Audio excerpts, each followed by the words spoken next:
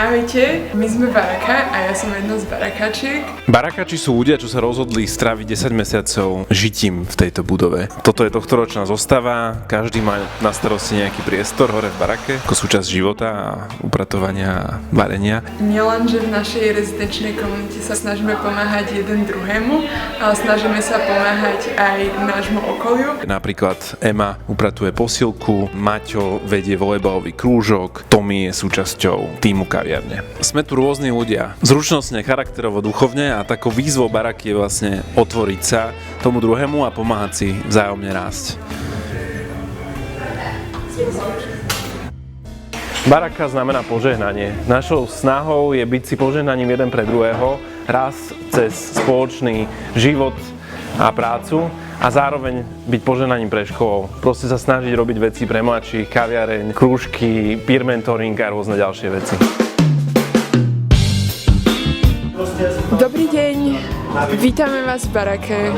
Je to tu krásne a ešte krajší sú tí ľudia.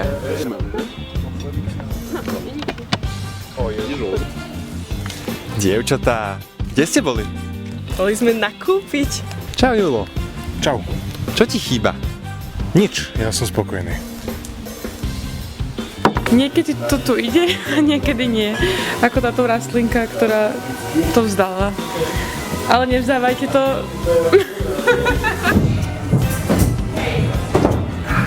Známku života, okrem vášho úkrytu. Bojím sa. Strach je súčasť života. Ktorý prípravok je najhorší na umývanie okien? Najhorší? Javorový sirup. No Samo, čo ťa naučila Baraka?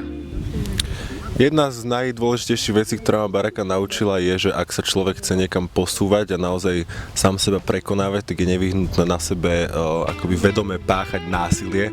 V zmysle, ako keď napríklad človek strihá záhradu, tak to tiež bolí, proste treba rezať, sekať, ale vlastne bez toho tá záhrada nebude nikdy pekná. No čo, toto bude sa